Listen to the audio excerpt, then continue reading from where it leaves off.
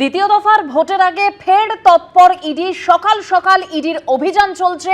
কলকাতা, উত্তর চব্বিশ পরগনার হাবড়া, বর্ধমান সহ 9 জায়গায় তল্লাশি অভিযান চলছে বলে ইডি সূত্রে খবর পাওয়া যাচ্ছে।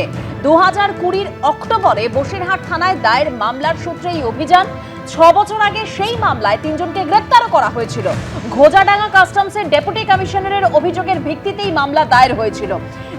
যেরকম বলছিলাম যে আপনাদের যে হাবড়াতেও 3 ব্যবসায়ীর বাড়িতে তল্লাশি অভিযান চলছে, সেরকমই 2 জায়গা থেকে আমাদের প্রতিনিধি রয়েছেন।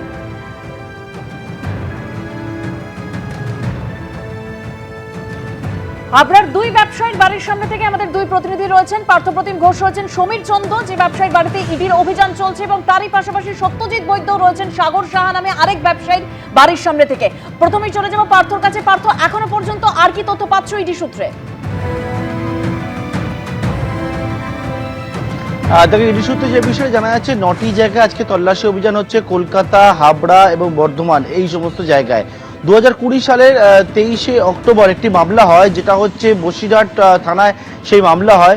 এবং সেই মামলাটা যেটা করেন সেটা হচ্ছে কাস্টমসের ডেপুটি কমিশনার 175খানা ট্রাক বিভিন্ন পার্কিং লট থেকে তারা কিন্তু পাকড়াও করেছিল। 5100 মেট্রিক টনের ওপর যে গম, সেই গম কিন্তু তারা সেখান থেকে উদ্ধার করেছিল।